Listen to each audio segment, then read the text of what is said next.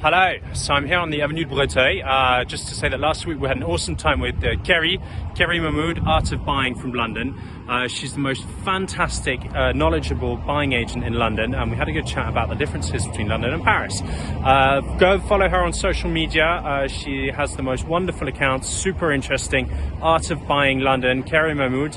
And yeah, I hope you enjoy the chat. More to come, and yeah, let us know what you think. Hello.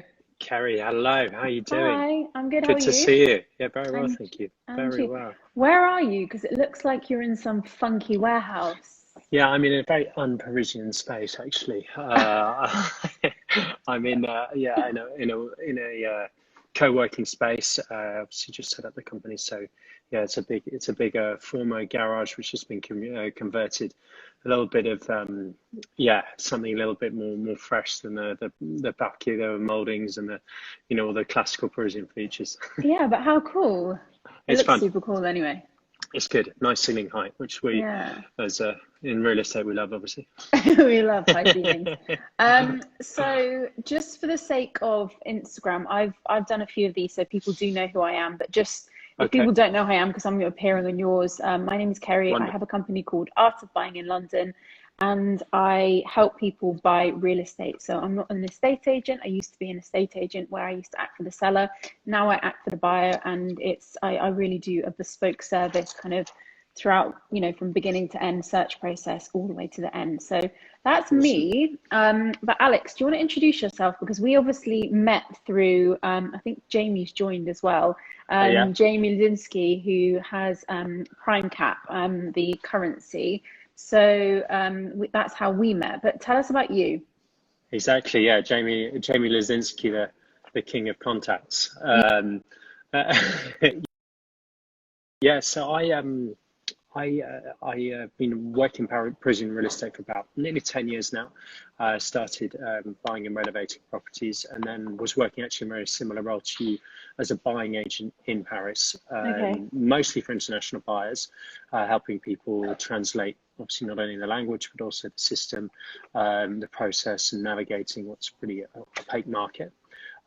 So I've been helping people do that for 7 or 8 years now. Also doing sales as well. So representing both sides of both buyers and sellers. And now, just actually last week, I launched my own company doing a similar thing, Alexander Studios, and yeah, we're up and running. So Yeah, yeah, that looks exciting times. so exciting. It looks very Ryan Serhant. Okay, right, okay. He's Which a is a great broker. compliment. Yeah, he's a That is, great broker. so it Yeah, looks very kind of video, very modern, kind of yeah, bringing things together. So, but so when you started in Paris, you yeah. started 10 years ago, were you mainly working for buyers or? Exactly. Yeah, I Okay. was I was mainly working for buyers, and yeah, people would typically come to me, as I imagine, as you do. We've got some good people coming in on the Yeah, on the chat. amazing, Um, amazing. yeah, yeah, mainly as you do. I think helping buyers, international, a lot of Americans, Hong Kong, find a place in Paris. They come to me, say, Alexander, I've got these criteria. This is my budget. How can you help?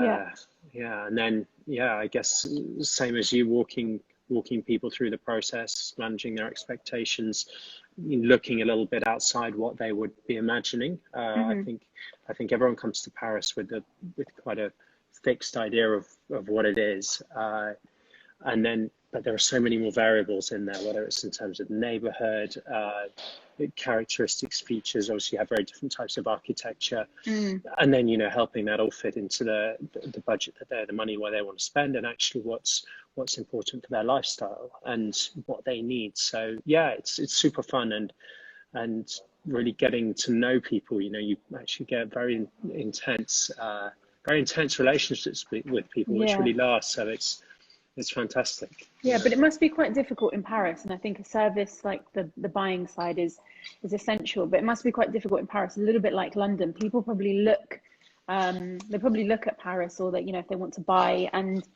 they think, oh, I just want to be like near the Eiffel Tower or something. Right.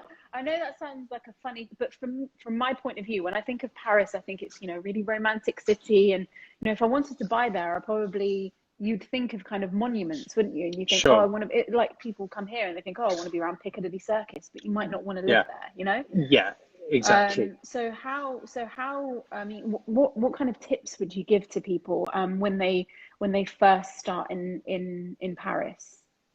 What tips would I give to people? I think the key thing is, keep an open mind.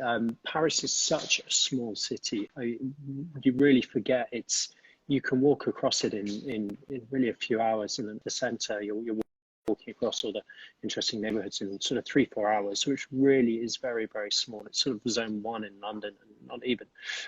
So it's And that's the great. whole of Paris. Yeah, well, that's not the whole of Paris. The whole of Paris is it's about 18 kilometers, but it's the center of Paris Hmm. in terms of, yeah, I think I mentioned it to you once. It's the snail. So you have the River Seine, which goes along the middle. I'm going to try and do this as graphically as possible. Yeah. The River Seine, and then you're going round and round and round like a snail, and the arrondissements, or the neighborhoods, as you call them, 1, 2, 3, 4, 5, 6, 7, 8, 9, 10, and yeah, there's these monuments dotted around. So yeah, walk around. Just there's something new around every corner. It's so compact. Yeah, keep your eyes open. Everything you can really walk so many places that yeah, look outside of the monuments as well. Yeah. And so is that what you recommend to people, to kind of not just be fixed on one location because they might not be aware of, and again, I'm probably quite a good kind of person to ask this question, because when I think of Paris, you do just think of, certain kind of spots that you see on TV. And again, Of that's course. probably what people do when they come to London. But and how do you kind of educate people on that? Do you kind of walk them through the entire process from start to finish, or how does it work, kind of what you've been doing for the last 10 years, and also, the new company that you've set up? Yeah, I think it's what it's about is actually getting them early, opening their eyes, presenting options. So that will be what are Sorry, we I'm just reading these as reading the you go. comments. Yeah. Yeah, I'm just looking at you, so it's fine.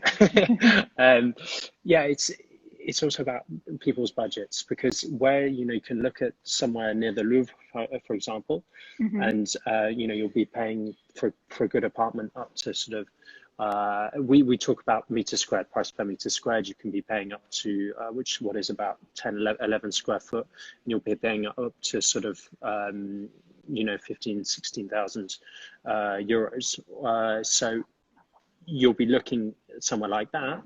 But then you say to someone, so they've got their budget, which fits to a certain amount of space. You say, look, actually, if you want that extra bit of space, it sounds to me like you're really into these kind of things, whether it's culture or they like street markets, or whatever they're into. And again, as I'm sure you're used to, it's sort of all about getting to know the client, what's important to them, and then recommending them areas based on your experience. Mm. And then you'd say, hey, I gathered what you like. Do you know this area?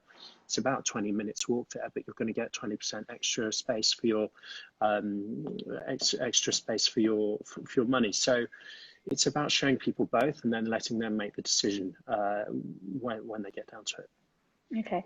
And again, I keep kind of doing the difference between London and Paris, because I see them Sure. as quite similar. When, people want to buy in Paris, they want to, they might want to buy in London. But Mm, um, in London, we've got 32 boroughs, and it's kind okay. of, and it's quite I didn't condensed. know that. You can, yeah, you can literally, I mean, you can walk for hours, but you can walk to so many places in London. And that's, you don't necessarily have to drive. But there's also, within those boroughs, there's also kind of hundreds dotted. I think the last time I checked, 150 or something, maybe more, little micro markets as well, Mm, and little neighborhoods. So so for example, Kensington and Chelsea. Within Kensington and Chelsea borough, you have Notting Hill, you have Holland Park, you have Kensington itself, you have Chelsea, you have South Kent. So you have all of these places, and they border other places. But do you also have that? And is that, does it make things difficult when people are looking to buy? Do you have something similar, or yeah, we I'm do. probably So going we off track here, but I'm just really interested. I'm sure other people do. no, we definitely do. So we have 20 arrondissements within the périphérique, which is essentially the same as the M25 for you. It's a big ring road around Hmm. Paris, and within each arrondissement or neighborhood, you have four different areas where it's split up. So that So can arrondissement is neighborhood. arrondissement is neighborhood. Arrondissement. Yeah, Just learned yeah. something. There Yeah. we go. Yeah, yeah, me too. Mhm. So yeah, it's there's four different neighborhoods within each arrondissement, which are often called the quartier or quarter. You know, like we'd talk about the Latin Quarter or something like that. And yeah, so it's split up into four. So yeah, that makes what 80 in total roughly. Yeah, so That's so interesting. it's sorry, I'm just yeah, so it's obviously again it's getting a lot of people to work out what they think, what the dream is, and then making that happen, and depending on their expectations. And Yeah. yeah, Yeah. so And in the center of Paris, so the equivalent of, say, I don't know, our Mayfair, for example, right, where a lot of people want to, certain people want to be. yeah. What would your kind of equivalent be to that? Our equivalent to Mayfair, Just to give an that example, I'm just yeah, throwing something out there sure. because pinpointing. I'll switch that around a little bit. The criteria that people, the top end criteria, which people really want to be getting into, are sort of top end neighborhoods. Saint-Germain-des-Prés, which is just south of the river, on the banks of the River Seine. The Marais, which is just north of the river, and then everything that's around the Champs-Élysées, which we call the Golden Triangle. So those are the three different areas. They have very different, typically from international buyers, they'll be looking at these, they'll be looking at these different areas, and then it depends on the personality and what's important for them again. Saint-Germain-des-Prés is very classical, beautiful Paris, Haussmannian architecture, a lot of older architecture, and then some Haussmannian stuff on the larger streets. The Marais is much older, sort of 15th, 16th century buildings with these amazing wooden beams and high ceilings and loads of light. And then the Golden Triangle is really that amazing turn of century Haussmannian ornate stone facades, parquet, chevron parquet moldings. You know, it's really, that's the sort of Parisian dream apartment I think a lot of people think about. Yeah. And is it mostly apartments? Because I don't know why I'm thinking that, but is it mostly apartments, or do you have houses? Do they not really change hands that much, or is it just on a smaller scale? Or There are houses. They're much rarer. We're mostly talking about apartments. Remember, Paris is typically built up to six stories roughly, all round. So it's it's a much denser city in many neighborhoods, of course. So that means you have this density of apartments. You do get some private houses. There's a few in the Marais, there's a few in the 16th, there's a few in each neighborhood really, typically with outdoor space, independent, and they're extremely, you're going up a next level in the price point. They're because they're so rare.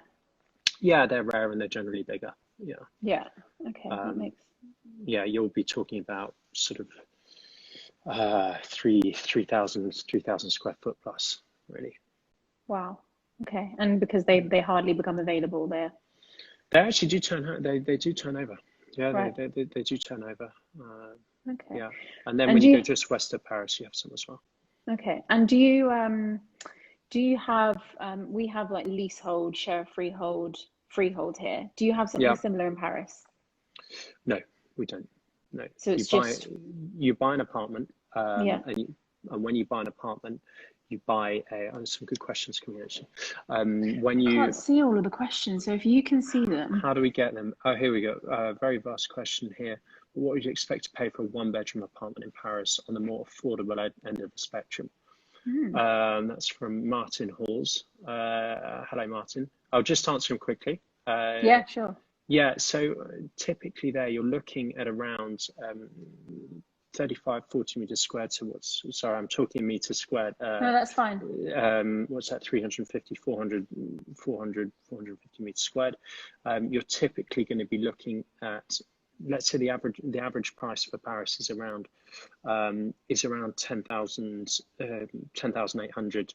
So you're looking at about for 500,000 to get on with a nice one bedroom in a sort of trendy area, a little bit less expensive, perhaps the 11th or the 18th arrondissement, Eastern Paris, which is super cool, super sought after, young, global, lots of things happening there, where you can really get stuff for almost half the price than the more expensive neighborhoods. Oh, wow. So, but you could buy, a fairly good one bedroom apartment for 500,000 euros. 500, 600,000 euros. Yeah. Obviously, we have the closing costs, which I believe are a bit more than in London. How much do you pay for closing an apartment? Do you mean stamp duty and things like that? Yeah, stamp duty. So stamp duty is staggered in percentages. So depending on up until no one actually is paying stamp duty below 500,000 up until the end of March, which is going to change. That is going to change, but it's staggered, so it ranges 3% upwards. And if it's a second home, you pay an additional 3% stamp duty. And from the beginning of April, anyone that isn't based in the UK will also be paying an additional 2%. So that's not really been broadcast a lot at the moment. So I'll probably I'll do something on that just to remind people. But yeah, there's going to be an additional 2% stamp duty. So it can go up to what, 8% in total? Second home, higher. foreign. It can go higher. I think 15%. I think it goes up to. Okay. Yeah. Okay. Because we have 7% flat. Oh, really? It's just under, but yeah, around 7%. That's and that includes the stamp duty, the registration fees, the notary fees. We have notaries who draw up contracts. No lawyers. So tell us about the process. Just tell if you can quickly tell us about the process, because it is different to London, and I'm again quite intrigued because I think our process is a bit archaic. And it takes sometimes a long time with land registry and things like that, and local authorities to get searches. So what is the process? Just let me reassure you, you're not alone in that. Oh, okay. we had that same battle. Typically, from having an offer accepted on an apartment to closing an apartment, you're looking at 3 to 4 months as a general rule. As the process is, you find the apartment. You then have an offer accepted. You then it's then a notary who draws up the contract. So similar to a lawyer, I think. It's a public office, but they do the same work, which is a source of debate at the moment from the lawyers. But you will have a notary drawing up the contract. They will also get the building management company to provide the documents on the status of the apartment, etc., etc. You draw up that reservation contract, and then from then on, you have a 10-day cooling off period from whenever you can pull out for no reason. And after that, it's you either lose your deposit, or you don't get your financing, or you buy after about 2 months after that. I think there's one really important thing to note, which I found staggering when I came over. When you see a property in an agency, the asking price, say it's 1 million euros, you can't overbid. You can't go above the asking price. It's not a guide price. Yeah, so you can only go down, which makes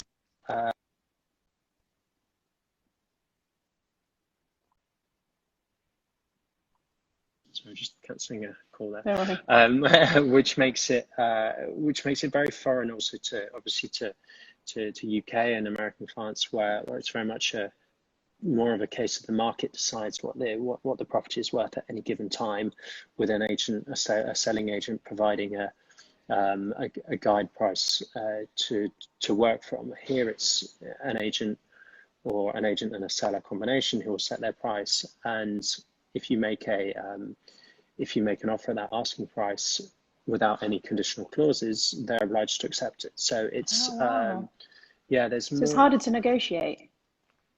Well, it's not. It's harder to get more than. You have to be very specific when you price it, because again, obviously in the UK, prices are all over the place. People just say, "Oh, I want this price, and I'll try this," Yeah. So how do you price in Paris then? if I'm pricing a property for a sales client, I will look at comparable sales. What's I guess it's a similar process. I'll look at what's actually been sold, the characteristics of the apartment compared to an average apartment, and then look at what's currently the competition really, and then you situate the price there high enough that you don't have people high enough that you don't have people not coming to visit the apartment, but low enough that you don't get offers at asking price. It's too many offers at asking price is obviously not a good thing. It means you're undervalue the property. So it's actually. But what would happen in that situation? Because I was speaking to somebody earlier on today, and they're actually based in Australia, and they have a lot of auctions. And this is kind of why I wanted to do these conversations as well, because it's interesting to see how different cities do it. For sure. But they have things like auctions, and it kind of they have lots of bids, and they really encourage that. So again, it must be really frustrating if you're a buyer and you don't know. And it's the same, here, the pricing is a little bit all over the place. Sometimes you don't know what you should be offering. And obviously they get help from a buyer's agent. But so what if you price something at $1 million and then all of a sudden you had 4 people that offered $1 million? What would happen? Well, if you price something at $1 million and you get 4 offers at $1 million, first of all, if someone's paying, the first person who makes an all-cash offer it has to be dealt with, and then it'll be down to the agent to present the different profiles to their client in terms of their financing structure, how much cash they're putting down. Really go a bit deeper into the I'm going to pay this for you. Really go and look at study their dossier and their capabilities. What's which is their dossier? The dossier. Sorry, yeah, their file. Okay. So their financing file. Dossier, French dossier, anglais. But typically, and that's something where a buyer's agent really brings another level of value, in that if an agent has two identical offers, the one with the buyer's agent, they know that they've got someone who is serious, who has predefined their criteria, who knows what they want, is working with a professional, has valued had their financing confirmed by said professional, and more often than not, you already know the agent. So it's again, it's another advert for a buyer's agent, I think. Yeah, well, it's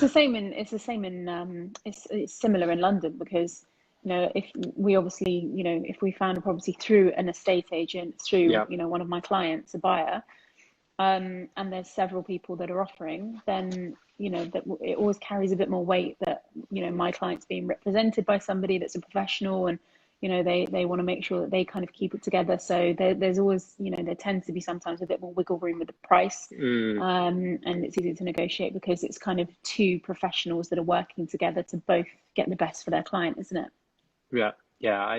Once you're talking to them, it tends to be a more efficient process to find the number that everyone's happy with, which is ultimately getting that. Yeah. Jamie, I think we've covered it, but Jamie asked what a notaire is and what their role is. What do they do? What's their role? Okay, hang on. We've got involved agents.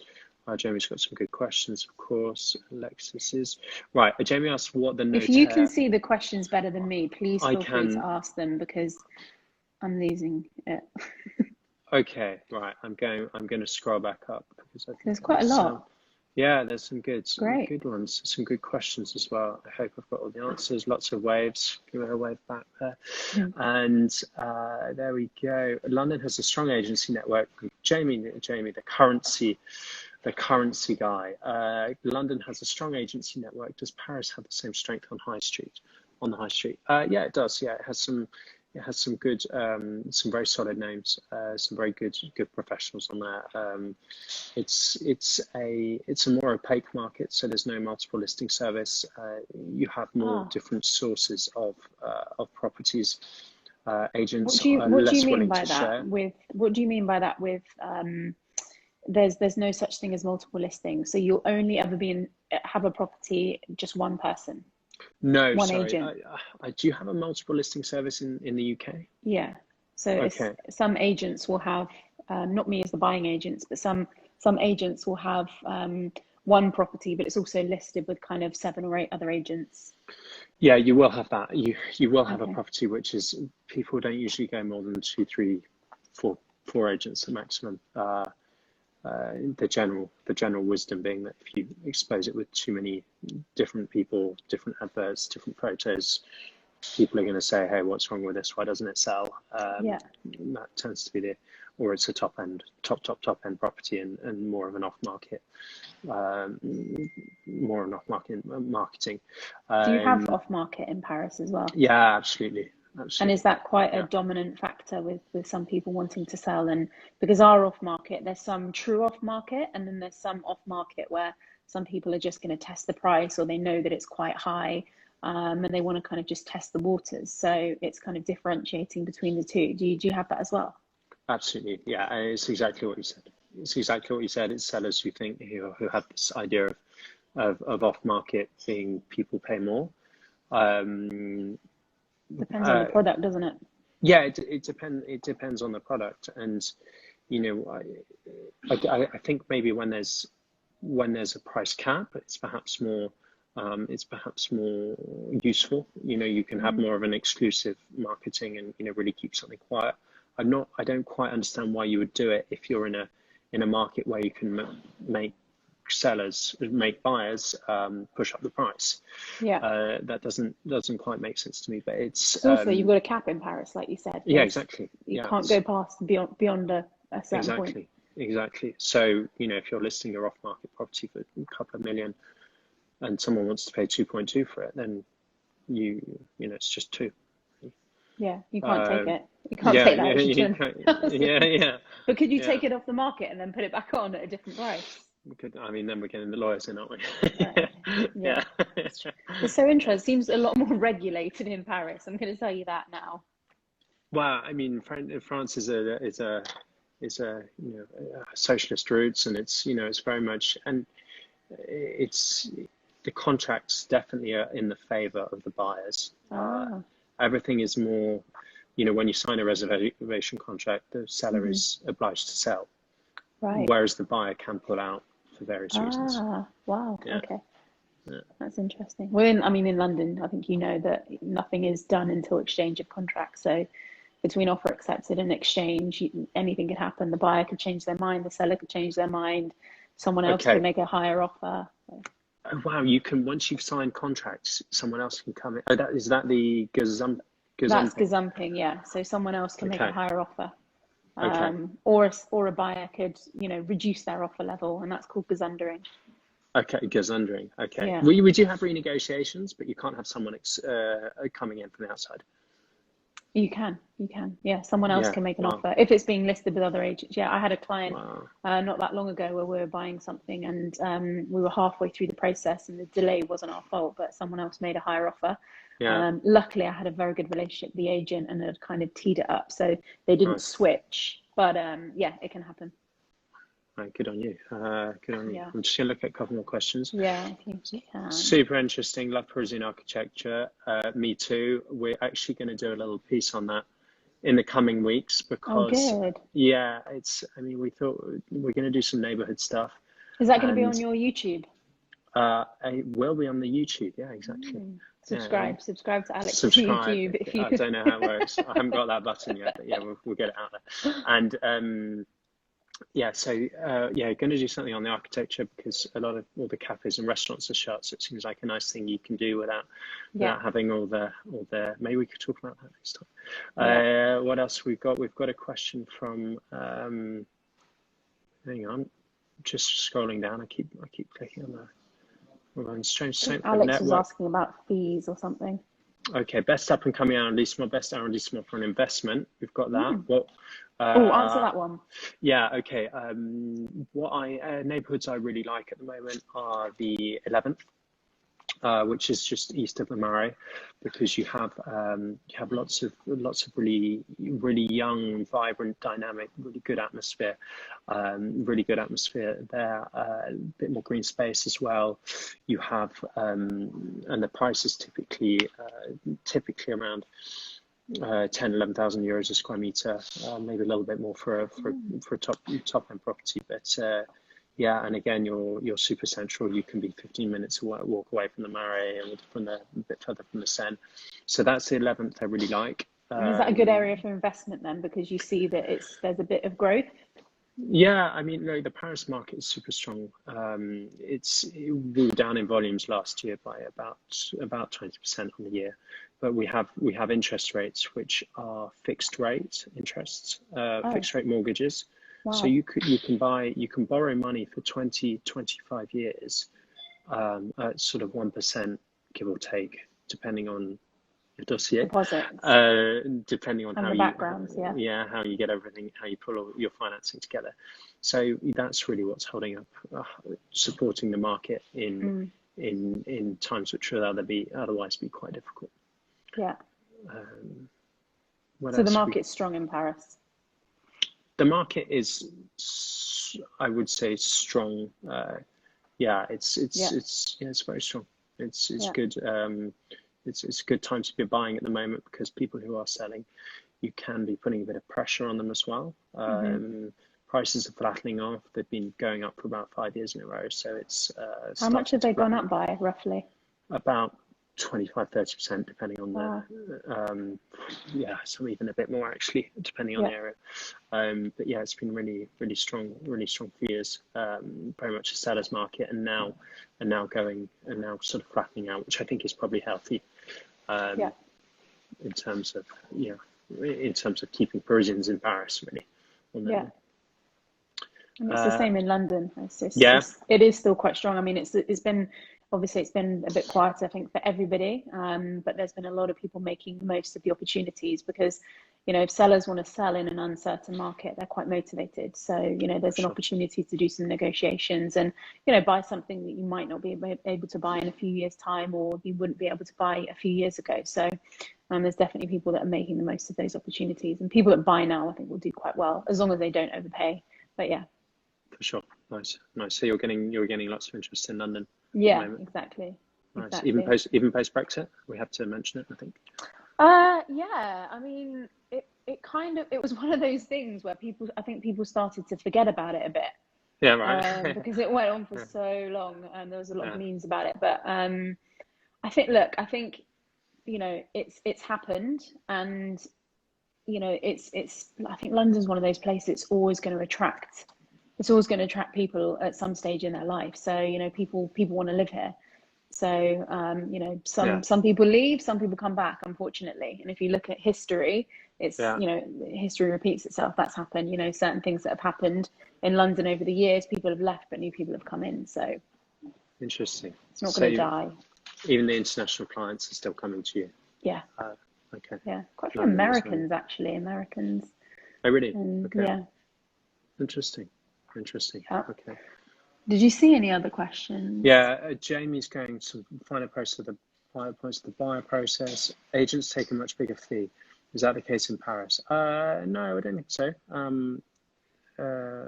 Agency fees, a seller's agent will typically take 3 to 5% of the sale price. A buyer's agent will take 2 to 3%, depending on, and then often can negotiate the seller's agent's fees in that case as well. So if you use the two, I guess you can max out around 8%, but generally it's much better. Notaire, what is their role? We talked about that very briefly. Some great questions waiting to hear the answers. I hope we've gone through the questions so far. Martin Halls, we've talked about him.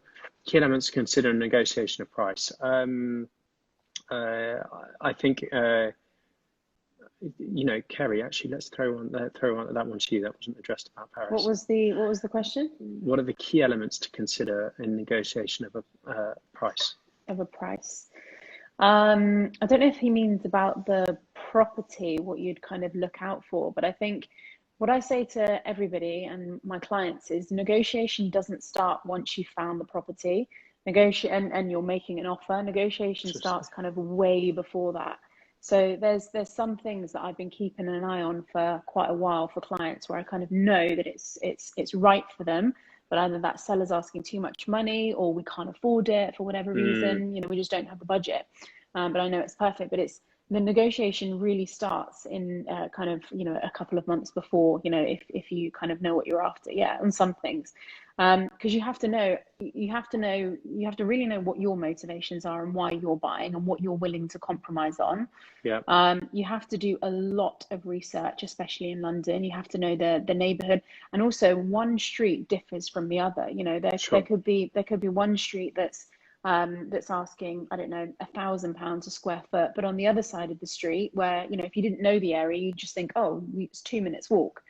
It could be asking £1,600 a square foot. So the negotiations really starts with kind of doing your research and having ammo for when you come to offer, knowing everything about the seller, what their motivations are, and keeping an eye on that. And those are the things that I do. I mean, sometimes it is a bit of a long process, because I might see something and I think that is going to be perfect for my client. We just can't buy that at the moment. And I did that for something actually not that long ago, where the price started out at 1.1 and we ended up buying it for just over 900,000. So that was a couple of months process, because it took me time to kind of understand why the seller's selling, what their motivations are. And when we package an offer, it's kind of presenting it in a way that is going to be attractive to that seller. So I think that's a long-winded answer, but negotiations is really kind of up to, you know, who you're negotiating with. And it's about your buying agent to kind of understand everything, to piece it together.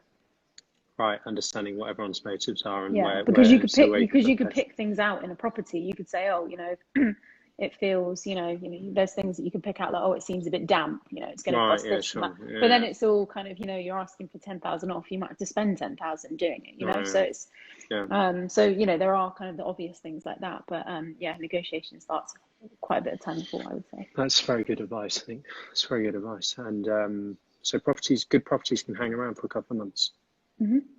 Wow. Yeah. Okay. But again, it really does come down to pricing as well. And it's if something is, the way people are searching and the way people are pricing, if something is just slightly out, some people won't look at it and it won't even be on their radar. Not because they don't want it, but they think, well, I can't afford it, so why am I going to fall in love with it? You know. And for me, I'm a bit bold, and I think, well, I see that it's perfect, but they're asking too much money for it. So, you know, I'll keep an eye on it. So it's those sort of things. And I've usually got relationships with the agents as well, so I can get a bit of inside information and know kind of, you know, how we should approach it. That's key, kind of information and doing research. Cool. That's a great that's a great answer, and actually really interesting to think, going back so many steps before even talking about redoing the paint and all this kind of stuff. Exactly. Difference between culture. I go for London because it's more friendly. That's hello. What else we got? Informative. Thank you for watching, and hello to Ben Spinney at the end. Yeah, it's good. Well, if anyone has any other questions that are on now, if you want to pop them in the question box, and if we don't, we're kind of running out of time now. So any other questions that you put in the question box, or just drop us a message. I'll link Alex when I post this. Any questions, just ask either of us. And if you want to know any more, just let us know. Terrific. But thank you so much for joining me, and I look forward to seeing your videos about the architecture. All right, we'll get, you'll be the first to know. Thanks for your time. Perfect. All right, thank you. See ya. Bye. Bye now. Thank you very much for watching the video. I hope you're enjoying the tours, the Q&As, loads more to come there. So please, little like, follow. There's more videos coming here and here. Enjoy.